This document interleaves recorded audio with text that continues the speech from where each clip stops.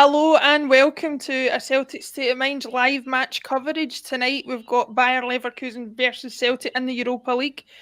Back to the big time. So I'm joined as always by another contributor for these match coverage. Paul John is unfortunately otherwise engaged, but will hopefully join us later on in the evening. But until then, I'm joined by Colin Watt. How are you doing, Colin? I'm doing well, Laura. I mean, it's not quite Paul John, but I'll try and be as good a stand-in as possible. We see what happens sometimes when I stepped in for Jim on the Friday club, so I'm not promising spectacular, but let's hope for at least something to be happy about at the end of tonight. Absolutely. Well, you've been a good super sub in the past, so hopefully that will be the case again today. Let's get down to the important things as far as this tie is concerned. Ticket allocations. No, I'm kidding. We're standing in a little bit of a better position going into this match, as the Leverkusen manager alluded to himself. What are you feeling, Colin, as far as your confidence levels going into the match, despite the fact it is probably the strongest team in the group that we're going up against? That's not to be sort of put aside by any means. I mean, Leverkusen are by far the best team in this group. And the fact that we're going out there sort of buoyant on displays that we've seen not only in the league or in the League Cup, but also the sort of performances that we've put in Europe recently since that performance as well. So I'm looking at it and I'm looking at a team tonight who, when we played them last time, I think there was only one change to the team when we played them last time. And looking at it, you've got Forrest in for Abada, who I think that's the right decision. As far as it comes to Abada, I think when you've got, he's still young and there's still a lot for him to develop, but when it's sort of 20 minutes into the game, you know whether Abada's going to have a great game or a poor game. If he doesn't get himself into the game, then he's out of it. Forrest, you've seen what Forrest can do. 95 goals, 96 assists.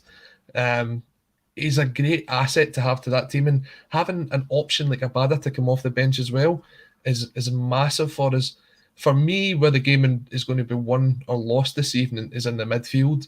And the midfield over the last couple of weeks has certainly came onto a bit of a game. Beaton is showing some signs of getting back to the Beaton of the Ronnie Dyla era, of the sort of early Brendan Rodgers era, where it was a great addition to having the team. But we need that creativity in the forward line, and Turnbull's going to have a big shift on tonight because he's going to have to be that box-to-box player alongside McGregor. Because when you look at that Bayer Leverkusen team, there was kind of talk that they might play a weakened team. Not at all. They're going out for the jugular this evening. Yeah, that was worrying me when I saw the Leverkusen lineup, because obviously, you know, we've not got the best track record away from home, and I was hoping that at the very least we would see a weakened Leverkusen side that would allow us to you know, our best chance to win. But we'll see how it goes. As you mentioned about Forrest, my Friday Bulletin compatriot Jim Orr will be delighted to see that Abada has been replaced by him. It was hinted at by Ange in a couple of press conferences that he was literally just waiting for James Forrest to get up to fitness and up to speed, and that he seems to be there now after a few months of getting up to speed after that injury that he had last season. Do you think Ange has always seen him as a key part of his plans, or do you think it's been a case of he's been impressed by what he's seen since he's come into the club? I think there's probably a bit of both in there. Like games like this, you want some real experienced heads on the park, and you can't deny James Forrest's experience.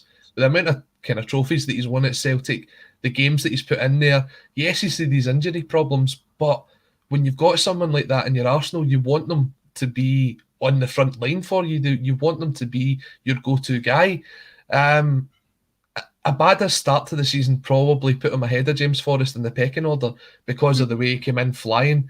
And you seen it became a fan's favourite with the song as well. And then he sort of tailed off. But as I said, that's to be expected. He's kind of younger. He's still trying to develop into Scottish football. Coming from Israel, it's going to take him a bit of time. The fact that he's got that grounding and he's got the kind of goals behind him buys him that time because he's shown what he can do. Now it's a kind of straight shootout between him and Forrest if you keep them both fit. So Forrest plays 60 minutes tonight and he maybe doesn't have the best of games, but Abada comes on and sets up the winning goal, for example. Now I'm going into fairy tale land here, but if he sets up the winning goal, immediately the shout will be he needs to start on Sunday against Aberdeen.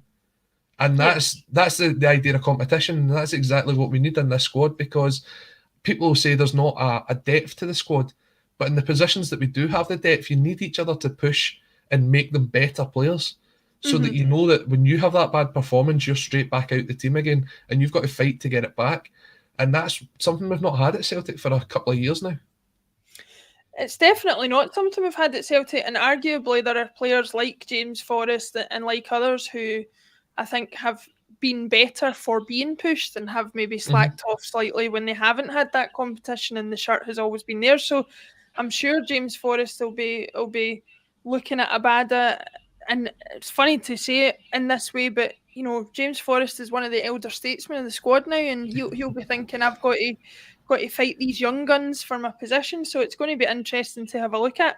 One other young gun that I wanted to talk about, who through fortune on his part and misfortune on Carl Starfelt's part, is Stephen Welsh. He's obviously in from the start tonight, as he has been the last few games because of an injury to Carl Starfelt. How do you think he's been managing in recent games? Do you think he's putting up a decent sort of bid for keeping that shirt even when Starfelt's back to full fitness? Or do you think it's something that he is a good second string, but nothing more than that?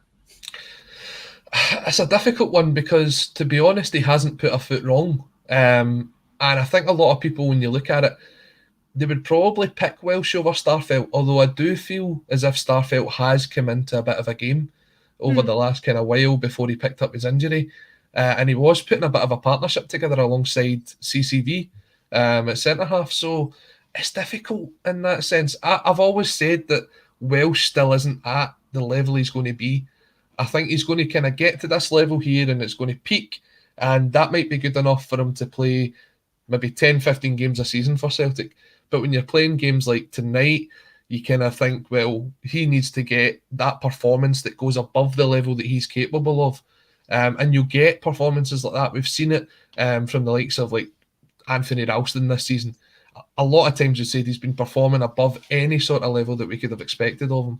And Welsh is able to put them performances in as well. It's just when you're doing it on a regular, consistent basis, do you want to get someone who is at that level and know that if he plays a 6 out of 10, he's at that level? Or do you want to bring in the young guy, the guy like Welsh, who normally is at this level, but when he goes to Europe, he can put in an 8 or a 9 out of 10 and it kind of covers you up. So I think overall, when he's fit, Starfelt will probably be the guy that Ange goes to. But Welsh has got the opportunity tonight once again to kind of put it out there that he can rise to the occasion.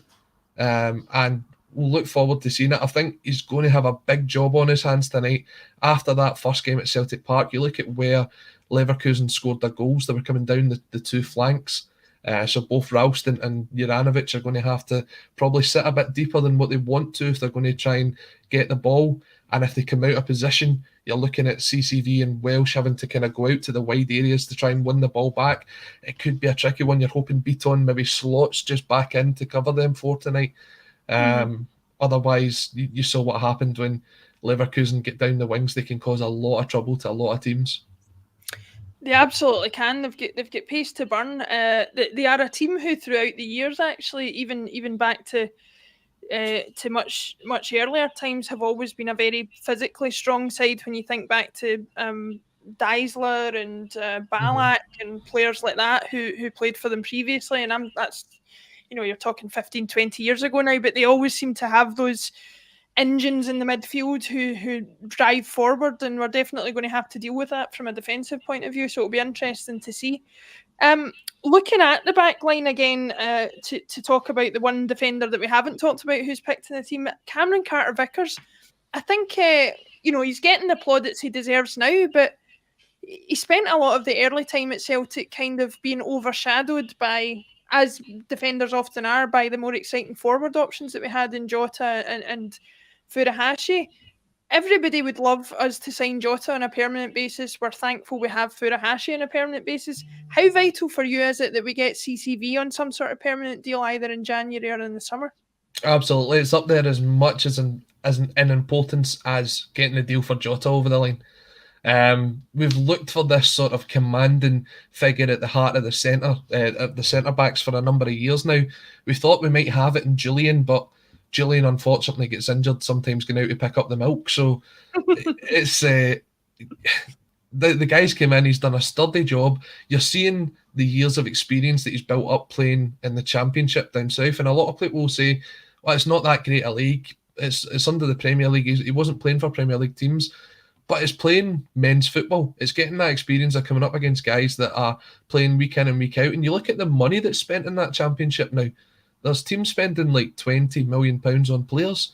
It's not to be sniffed at, do you know what I mean? And the fact that he's came up here, he's a physical presence in the air. He's a physical presence when someone comes up against him. And I think it does help in the fact that we're playing these inverted fullbacks. So they're kind of sitting a bit further up. And they can trust that if the guy gets in behind them, Carter-Vickers is there.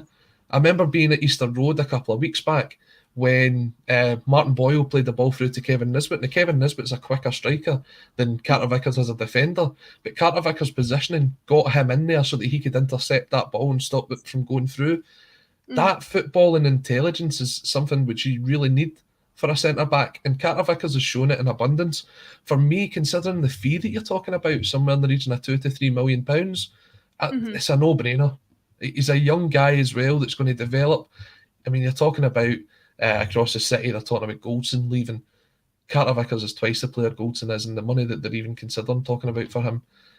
Just think of what the investment opportunity for Celtic is to pick up someone like Carter-Vickers for £2 million. Yeah, and Carter-Vickers doesn't seem like the type of player who would win a title and lose his hunger for it, but there you go. Exactly. We know he hated to say it, or did he? But you never know. Looking at the table, we've played 4 matches. We're sitting in 3rd place with 6 points. Real Betis are on 7 and Leverkusen are on 10. Poor old Frade with our Kevin's Hungarian counterparts. They are on 0 and have won absolutely hee-haw, as they say over here in Scotland for anybody watching internationally. We've got the game against Leverkusen tonight, and then we're playing Betis at Celtic Park on the 9th of December. Realistically, assuming Betis take 3 points off of Ferencváros, what do you think are our chances of qualifying out of this group? I don't know, actually. Somebody might be able to tell me in the chat whether we drop down into the Conference League if we finish 3rd. We do.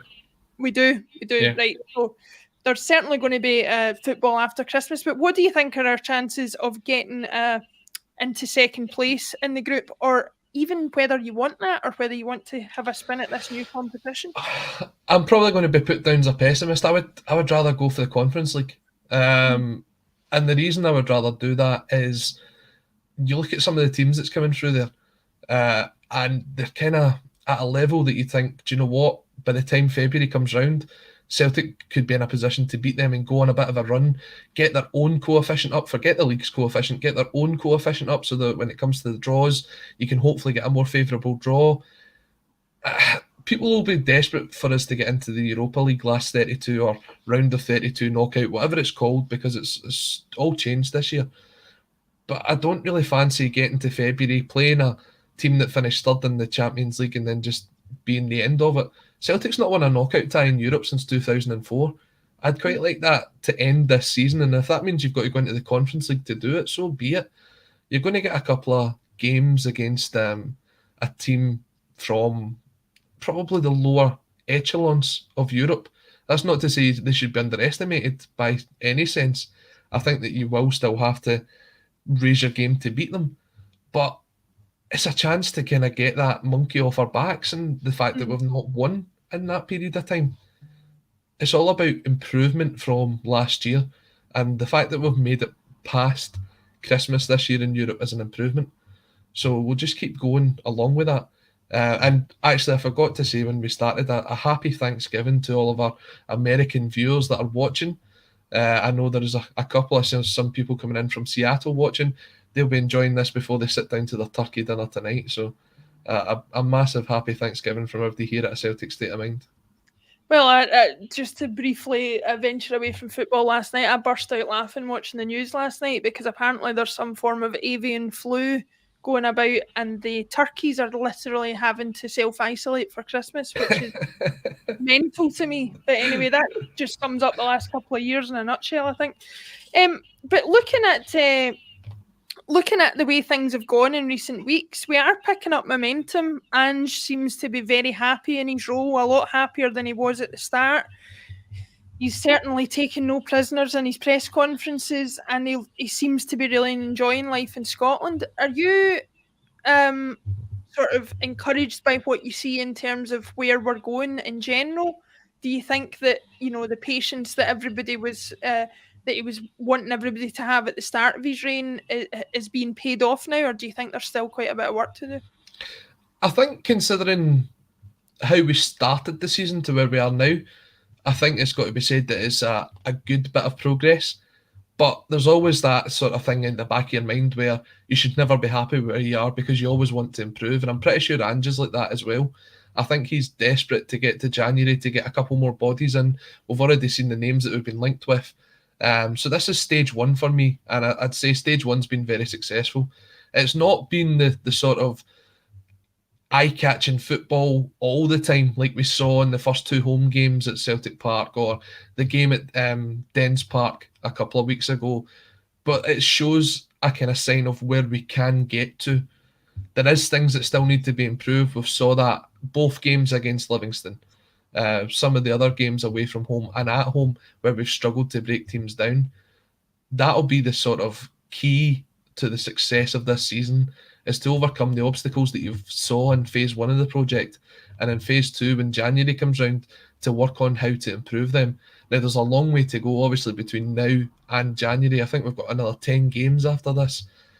It's going to be a hard run of games. It's just about taking them one game at a time, playing the best that we can and getting there. And hopefully by the time January 2nd comes round, we're looking at that as a potential to leave after the game being top of the table. Yeah, I think that all sounds fair. Like Red Scotland basically makes the same point, saying here, comment on YouTube, and thanks everybody for commenting wherever you're watching. The attitude and game management will tell volumes of the side and their development, especially in an away from home fixture. But I think that's been a major issue. Like we all know, the football Ange wants to play, and he wants it to be attractive and attacking. And he said in that interview with Open Goal that nobody talks about defending when they're wee. They all want to attack and score goals, and that's how he wants football to be played. But as we know, you've got to be pragmatic about these things, and I think he's always been a pragmatic manager, even if he does sort of force the other side of the game down your throats. He just doesn't want to talk about the pragmatic side of the game, but I think it's definitely there for him, and I don't think he could be as successful as a manager as he's been without it. Looking at the team and looking at the front line, I should say, you've obviously got Forrest, who we've talked about. Kyogo is playing through the middle, as we prefer, or as most of the people watching here prefer, and most of the contributors prefer. But I wanted to talk a little bit about Jota. We've kind of fallen in love with him as a Celtic supporter, I think, not just because of his dashing good looks and his apparent likeness to a young George Michael. Of course, I'm too young to remember a young George Michael. But me and you both, Laura. Me and you both. Well, exactly. There are some other contributors on the podcast who couldn't say the same, but they shall. But what do you think it is about him that has captured the hearts of the fans? Not just his goals and all that kind of stuff, but he seems to have an essence about him, doesn't he, that just appeals to the Celtic support? Absolutely. I mean, one of the things you always want as a Celtic fan is that player who gets you off your seat. I mean, you've got to go back maybe 3 or 4 seasons to Paddy Roberts. When Paddy Roberts came to Celtic, it was the never say die. He was kind of, I'm going to take this man on. I'm going to try everything to beat him. If I don't get there, I'm going to do it again, and I'm going to do it again, and I'm going to keep going. I'm not going to change the way I play. This is how I learned to play football. And Jota is the exact same. He gets it. He beats a man. He beats him again. He beats him the third time. I mean, Sean Rooney was absolutely knackered after about 5 minutes on Saturday, by the amount of times that Jota turned him inside out. He wasn't just singing like George Michael, he was dancing like him as well. And we saw it, and he is, and there's always that thing where you tell yourself, never fall in love with a lone player, because you never know how long he's going to stay or what he's going to go on to do. And every single time the Celtic fans do it, time and time again, we find a lone player, we fall in love with them, and then they go away. Hopefully this time will be slightly different.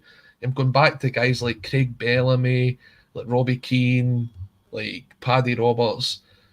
And there's always that if they go away, maybe they'll come back at some point in their career, but it never seems to be. So with the fact that we've got this option to buy him at the end of the season, I was a bit disappointed that looking at the kind of preview of the Christmas ad that it wasn't going to be the announcement that Jota had signed, because it looked as if that Ange had put him on his Christmas list. Well, he's probably definitely on his Christmas list. It just depends if Ange has been a good boy or a naughty boy this year to get his wish, but we'll see. Kieran 1888 says, can't believe neither of the two of you remember George Michael. I think I can speak for myself and Colin and say we do remember George Michael, but we remember Jesus to a Child George Michael, not Wham George Michael. I think that's fair to say, is it not? Yeah, definitely. You're kind of aging us here, Kieran, or maybe you're showing your own age there. Anyway, we'll crack on. We've got 10 minutes to go until kick-off if my clock is correct. How do you think it will go tonight in general, Colin? Do you think, would you be happy with a draw? Would you be happy coming out with something out of the game, or do you think we should be pushing for more than that? Listening to what Ange had to say in the sort of pre-match press conference about how he's going to go out and see what kind of test they can give him, see where he's at in terms of his own development with the team, it does suggest to me that we're going to go out and have a right good go at them, which is encouraging. I do think without, and I'm probably going to get some abuse for this, I think this is a free hit tonight. I do think this is a free hit tonight because we have qualified for Europe past Christmas.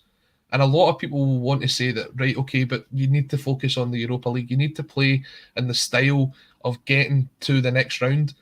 In my opinion, tonight, Betis are going to go out there and they're going to beat Ferencváros. I'm sorry, Kevin. That's just the way I've seen this group going. And I think it's Kevin's fault, to be honest, because when we did the Euros, he bigged up Hungary and then they didn't get past the first round. He's bigged up Ferencváros. He'll learn not to big up his own teams. But Betis, I don't think will will have many problems against Ferencváros tonight. I may be wrong. We'll see how we go at the end of tonight. But you look at Celtic's record in Germany as well. They've been there 12 times now. They've only got 3 draws and 9 defeats. So it's a very difficult place to go. I was there the last time we were in Germany when we played Leipzig. And even that night, we had chances to get a couple of goals. But it's just, I don't know if it's a mental thing that we couldn't get it over the line. Now, if we go out there tonight and we lose by a couple of goals, I don't think it has any effect on the team overall. I think that they're going out there to play the style of football that they have picked up under the new manager, the style of football that they're now comfortable with playing, but they're playing against a quality opposition. And it's the only way that you can improve as a player is to play alongside or against quality players. So you've got to take the sort of positive sides from the first game, and I know there wasn't many to take from it, losing 4-0, but if it wasn't for Hradke in goal, we could have got 2 or 3 that night. That was 4-0 going on 4 each, depending on whoever the goalkeeper was. Kyogo missed a couple of chances. You've got to take those positive elements to it and try and take that over to this game tonight. It's going to be a very, very difficult game for Celtic. But, I mean, we said this before we went away to Betis. We didn't have a lot of positive thoughts. We'll just see how the game goes. Yeah, it's one of those ones with Celtic away in Europe that I always think it's very obvious from very early on in the match how the game is going to go, for better or for worse. And especially for one player in particular, for Kyogo, as you mentioned, missed a couple of sitters against Leverkusen the last time. Got off to an absolutely flying start in a Celtic shirt, but these kind of misses in games have crept into his game. Do you see him having a bigger impact tonight than he did in that first game against Leverkusen at Celtic Park? Or do you think we're going to be playing a different kind of game tonight, that he's not really going to get the chances that he would like? I'm not sure. I'm not 100% sure, because see, when we went to Betis, right, and you took a look at the game, obviously we took the lead so early, the 2 goals, and we had a Yeti up front that night, and a lot of people were saying, oh, well, how's he going to fit into the system that Ange wants to play? It's not going to suit us. But then he won the penalty. He was active and got in there for I don't know if they gave him the first goal, if they made it an OG. I'm not 100% sure still. But it was totally against everything that we expected of him.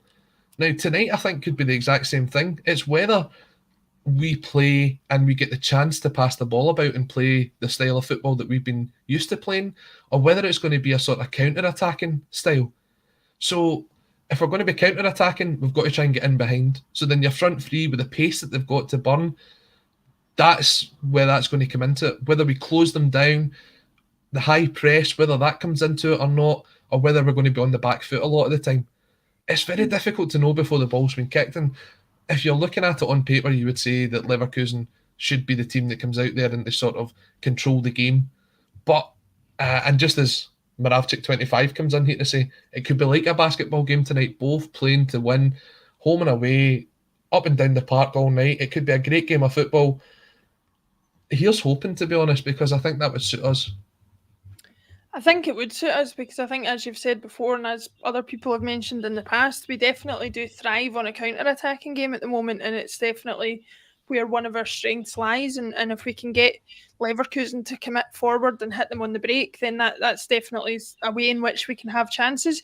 Just before we go to let the game kick off, which does so in about 5 minutes, I think, looking at the bench, my only concern looking at that bench tonight is, apart from Abada, as we've mentioned before, I don't see many other options there for game changers that are going to come on if we're struggling at any point.